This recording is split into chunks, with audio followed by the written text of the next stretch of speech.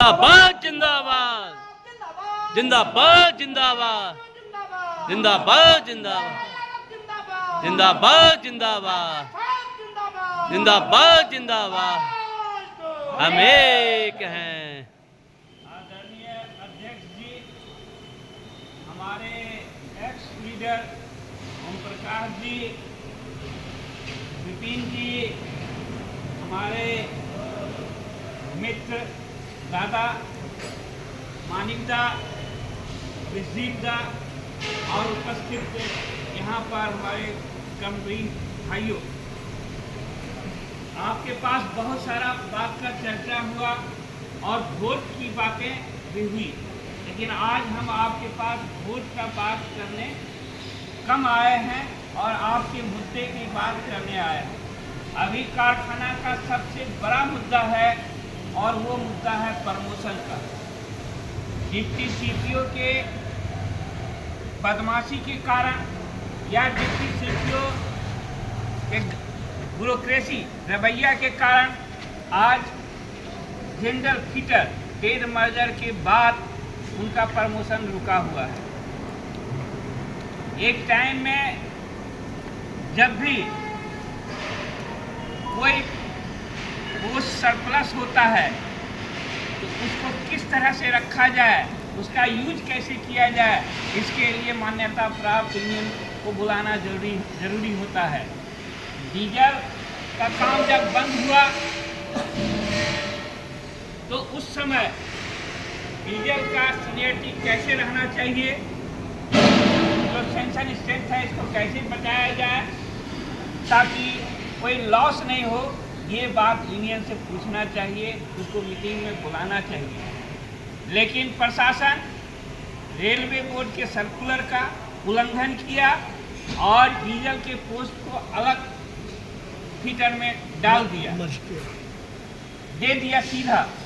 इससे एक हानि हो गया कि डीजल के लोगों का प्रमोशन मिला ही नहीं और दूसरे तरफ क्रिएट हो गया कि फीटर का प्रमोशन हुआ और फिर प्रमोशन ज़्यादा हो गया, अब उसको भी वापस आप नहीं कर सकते हैं।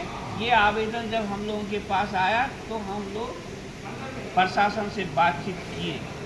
बातचीत के बाद ये निष्कर्ष निकला कि अब हम ना फीटर के भाइयों को नुकसान पहुंचा सकते हैं और ना हम डीजल को भी के साथी को नुकसान कर सकते हैं, जो उनको सेपरेट सीनियरिटी रहना चाहिए। जैसे आप लोग सुने होंगे कि fitter R, fitter C, welder C, ये सब जो ट्रेड था पहले स्टील इंजन और ढलाई घर का, जो सेपरेट सीनियरिटी किया था, ऐसा होना चाहिए।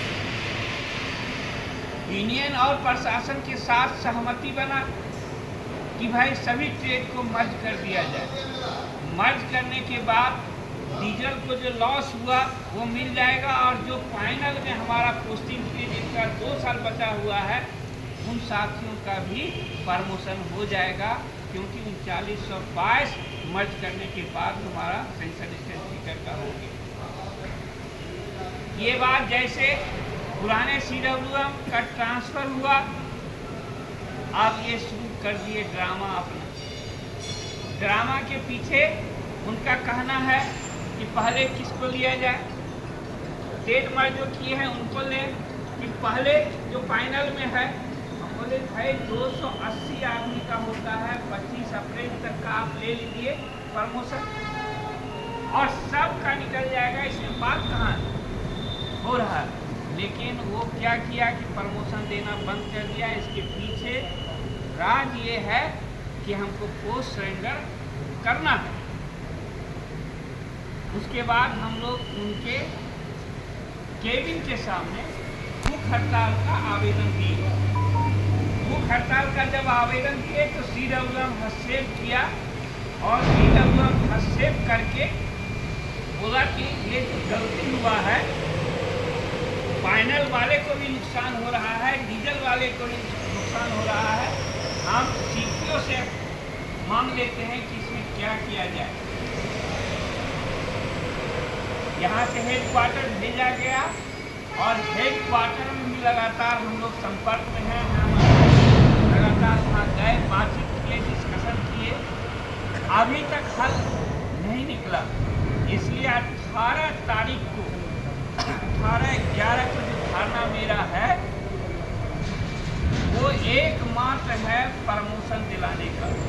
आप सब जानते हैं कि दिसंबर से आगे बढ़ेगा तो एक इंक्रीजमेंट का लॉस होगा, इसलिए हम लोग तय कर लिए हैं। आज यहाँ भी घोषणा करते हैं कि भारी संख्या में जो डिप्टी सीपीओ का या रेल प्रशासन का जो मनमानी है, नाम लेना किसी कुर्सी का उचित नहीं है, लेकिन रेल प्रशासन का जो मनमानी है जिसके कारण सैकड़ों हमारे साथी का प्रमोशन रुका हुआ है, इसके खिलाफ में हम लोग 18 तारीख को एक विशाल धरना देने जा रहे हैं। आप लोग यहाँ पहुँचिए। और ये घोषणा आपको हम और करने जा रहे हैं कि अगर प्रशासन इस धारणा के बाद भी प्रमोशन नहीं दिया, लागू नहीं किया, तो हमारा सेंक्शन स्ट्रेंथ है तो 18 दिसंबर से आज हम घोषणा करते हैं कि हम लोग सीधा भूख हड़ताल पर आमरण अनशन पर चले जाएंगे, उसको नोटिस देकर, क्योंकि उसके पहले देना संभव नहीं है भूख हड़ताल। क्यों? क्योंकि 12 तारीख तक हम लोग काउंटिंग में रहेंगे। काउंटिंग खत्म होगा, सीधा चिट्ठी हम दे देंगे। एक साथ दोनों प्रोग्राम हम आपको बता दिए हैं, इसलिए प्रशासन का आंख खुल जाए। 18 तारीख का जबरदस्त धारणा होना चाहिए और भी लाइट का भी उपस्थिति होना चाहिए। प्रमोशन का मुद्दा आज कारखाने का एकदम ज्वलंत मुद्दा है। जैसे 48 घंटा का था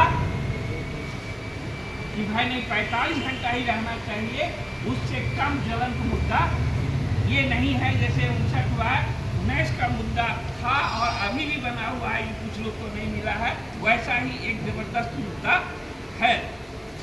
साथ ही दूसरा बात है कि को जब हम लोग का धारणा सफल हो जाएगा, 4 बजे हम लोग CWM को ज्ञापन दे देंगे और ज्ञापन के समय भी हम लोग बोल देंगे या तो आप लागू कीजिए, सबको प्रमोशन दीजिए, और नहीं तो 18 दिसंबर से जो मेरा भूख हड़ताल चालू होगा, इसमें जो भी घटना घटेगी उसके लिए आप जिम्मेवार होंगे, इसका मैनेजमेंट जिम्मेवार नहीं होगा। दूसरा बात आपके सामने हम लोग बोलने जा रहे हैं, 19 तारीख को हमारा महामंत्री आ रहे हैं अमित घोष, उनका हमारे कारखाना के लिए काफ़ी सहयोग मिला। खास करके अगर अमित घोष का सहयोग नहीं मिलता तो हम लोग 48 घंटा से 45 घंटा कराने में सक्षम नहीं होते। और 259 का भी जो मामला है, ये भी जो हम लोग सेंट्रल PNM होते हुए ऑल इंडिया से लागू करवाए, मात्र 3 आदमी को ही इसका लाभ मिला था। हमारे CWM S विजय जी और सतेंद्र जी SSC और चीफ कोच उस समय अनिल जी थे, उनको मिला था, बाकी लोग बच गए। तो इनके सहयोग से सेंट्रल PNM और यहाँ के PNM और रेलवे बोर्ड से जो करा के लाए, आज 3000 से ज़्यादा लोगों का तो लाभ मिला है। तो वो आ रहे हैं, वोट मांगने के लिए आ रहे हैं, एक जबरदस्त रैली करेंगे और ऐसे ग्रुप मीटिंग भी शॉप में हर जगह वो करेंगे। तो 11 बजे से हम लोगों का रैली निकलेगा और वायलर शॉप से हम घूम जाएंगे, 11:30 तक पहुंचेंगे और 11:30 बजे से उनका वक्तव्य होगा, वो आप लोगों के साथ अपील करेंगे। तो आज हम आपसे अपील करते हैं कि महामंत्री के प्रोग्राम को आप लोग सफल बनाइए। समय बहुत हो गया है और आपके बीच में सारे बात की चर्चा हो गई है। सिर्फ एक बात हम बोलना आपको चाह रहे हैं कि जो लोग यहाँ आए उनसे पूछिए, जैसे कि आज मेरा मान्यता नहीं, लेकिन मजदूर का प्रमोशन का सवाल है। 18 तारीख को हम धारणा दे रहे हैं। आप लोग रजिस्टर्ड ट्रेड यूनियन हैं, आप लोग आज तक अपने मन से धारणा प्रदर्शन, पार्लियामेंट का घेराव, हड़ताल क्यों नहीं किए हमारे हित में? क्योंकि सारा काम मजदूर विरोधी कार्य भारत सरकार कर रहा है, तो भारत सरकार के साथ दोस्ती रहेगा। खाली AIRF को गाली बकिएगा, तो गाली बकिएगा। आज तो हमको मान्यता नहीं है, फिर भी हम धरना पर बैठने जा रहे हैं और ये घोषणा करने जा रहे हैं कि भूख हड़ताल पर हम लोग बैठेंगे 18 दिसंबर को। तो आप लोग आज तक क्यों नहीं किए थे? उनसे पूछिएगा कि 60 का हड़ताल, 68 का हड़ताल, 74 का हड़ताल हुआ, कितना आदमी आपके संगठन का शहीद हुआ, कितना लोगों को गोली लगा। आज कम से कम 25 AIRF के नेताओं को गोली लगा और वो शहीद हो गए और हजारों की संख्या में नौकरी गई। अगर मधु दलपति रेल मिनिस्टर नहीं बनते, जनता पार्टी की सरकार नहीं आती, तो लाखों AIRF के समर्थक नौकरी से बाहर कर दिए जाते। लेकिन भारत की जनता साथ दिया और हड़ताल हुआ, सरकार भी बदल गई, रेल मिनिस्टर बदल गया, नौकरी वापस आ गया। उन लोगों से पूछिए कि इसमें आप लोगों का सहयोग क्या रहा है। आज जमालपुर कारखाना का और एक मुद्दा पर आपको चर्चा करना चाहेंगे कि हमारे कारखाना में सबसे बड़ा संकट है, वो है लोड का। विद्युत इंजन का जो लोड हम लोग क्यों अरे हुए हैं, काम तो हमको और भी मिल रहा है। एक डिप्टी हमारा चला गया, एक मैनेजर चला गया, कम से कम 35 SSC चला गया और 350 स्टाफ चला जाएगा अगर विद्युत इंजन के लोड को हम वापस नहीं लाए। इसलिए हम लोग एकदम पूरी तरह से तैयार हैं कि इस लड़ाई को हम लोग नहीं छोड़ेंगे, लोड देना ही होगा। दूसरा बात आपको बता देते हैं कि आपके कारखाना को मात्र 12% इंसेंटिव दिया जा रहा है। 12% इंसेंटिव का मतलब है कि आपका कारखाना लॉस में जा रहा है।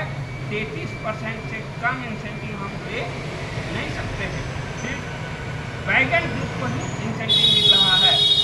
इसलिए ये लड़ाई जो हम लोग रोड का गौतम भी चर्चा किए कि MCTR में शुरू किए हैं, बॉक्स PLC के लिए किए हैं, ट्रेन किए हैं और बाद में शामिल करेंगे। 33% को पूरे कारखाना में अगर हम इंसेंटिव दिलाने में सक्षम हो जाते हैं वो सिलेंडर संभव नहीं होगा, नहीं कर पाएगा। और अगर 33% से कम इंसेंटिव होता है तो लगातार मेरा वो सिलेंडर सरकार करेगा, निजीकरण करेगा। इसलिए जितना भी काम आज कंपनी के हाथ में गया है उसको वापस लाने का काम इस यूनियन का दायित्व है। इसलिए इसी यूनियन को जो निजीकरण के खिलाफ है, जो MPS के खिलाफ में है, जो लगातार 100 वर्षों से आपके हित में काम कर रही है, जान दे रहा है, इनको ही जिताना है। और अगर इस बार ऐसा कोशिश कीजिए आप लोग कि इतना वोट दे दीजिए कि दूसरे यूनियन को मान्यता ही नहीं मिलेगी। और अगर नहीं मिलेगा तो प्रशासन को और सरकार को भी बार्गेनिंग करने का अधिकार नहीं रहेगा। सिर्फ एक लड़ाकू संगठन रहेगा, AIRF। इसी अपील के साथ हम अपनी बात को समाप्त करते हैं और आप लोगों को क्रांतिकारी आंदोलन